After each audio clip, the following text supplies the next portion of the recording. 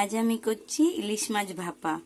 অনেকদিন পর আবার রান্না করছি বন্ধুরা, তোমাদের দেখাতে পারছি। ঠিকঠাক টাইম মতন করতে পারি না, তাই দেখাতেও পারি না।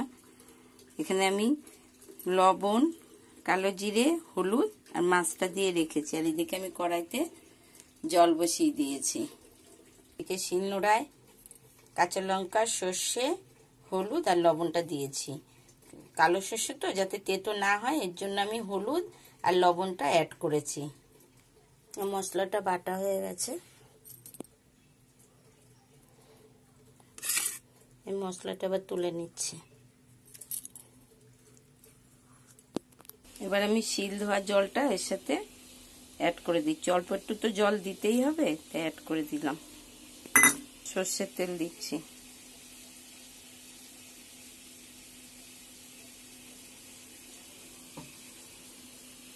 এদিকে আমার জলটা ফুটে গেছে। এবার এটা আমি মেখে আমার রেডি। এবার টিম বক্সটা আটকে দিচ্ছি।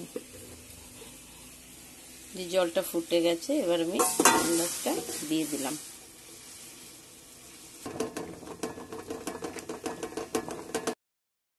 যে যে খেতে চাও গরম ভাত দিয়ে ইলিশ মাছ ভাপা, চলে আসো তাড়াতাড়ি।